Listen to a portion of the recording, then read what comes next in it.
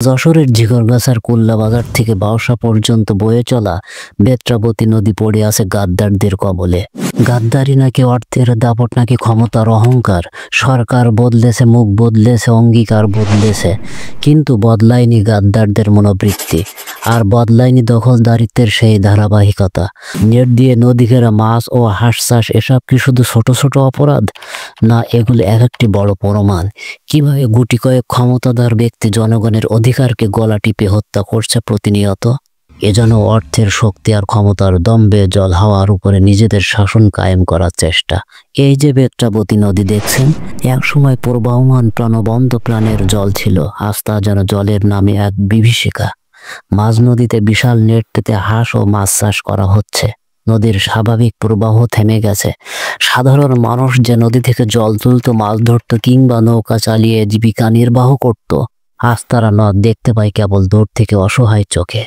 এটা কি কেবল নদীর উপর দখল, না এটা জনগণের অধিকারের উপরে দখল? অথচ এই নদী তো আমাদের সকলের। এই নদী রাষ্ট্রীয় সম্পদ, এই নদী বাংলাদেশের ইতিহাস, ঐতিহ্য আর জীবনধারার অংশ। সরকার পরিবর্তন মানে কি পরিবর্তন হয় না গাদ্দারদের চেহারা? তারা তো থাকে কখনো দলের ছায়ায়, কখনো পেছনের দরজায়, কখনো সরাসরি ক্ষমতার কেন্দ্রে, আর সাধারণ জনগণ পড়ে থাকে কোণঠাসা হয়ে। আমরা প্রশ্ন করতে চাই, এ দেশ কার? নদী জল বনে সব কার? আমরা চাই বেত্রাবতী নদী আবার তার নিজের রূপ ফিরে পাক। আমরা চাই এই দখলদারদের ধার থেকে নদী অবমুক্ত হোক। সরকার যদি সত্যিকার অর্থে জনগণের হয়ে থাকে, তবে বেত্রাবতীদের দখলদারদের উচ্ছেদ করুক, আইনের আওতায় আনুক দখলবাজদের। জনগণ যাতে আবার নদী পাড়ে দাঁড়িয়ে নিঃশ্বাস নিতে পারে, শিশুরা খেলতে পারে, জেলেরা মাছ ধরতে পারে। বেত্রাবতী শুধু একটি নদী নয়, এটা প্রতীক, জনগণের অধিকারের প্রতীক।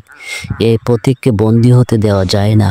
সময় এসেছে গলা তুলে বলার, নদী মুক্ত করো, জনগণের হাতে ফিরিয়ে দাও। দর্শক, ভিডিওটি ভালো লাগলে কমেন্ট করে জানাবেন। এই ধরনের ভিডিও পেতে আমার পেজটি ফলো করুন, পাশে থাকবেন। আল্লাহ হাফেজ।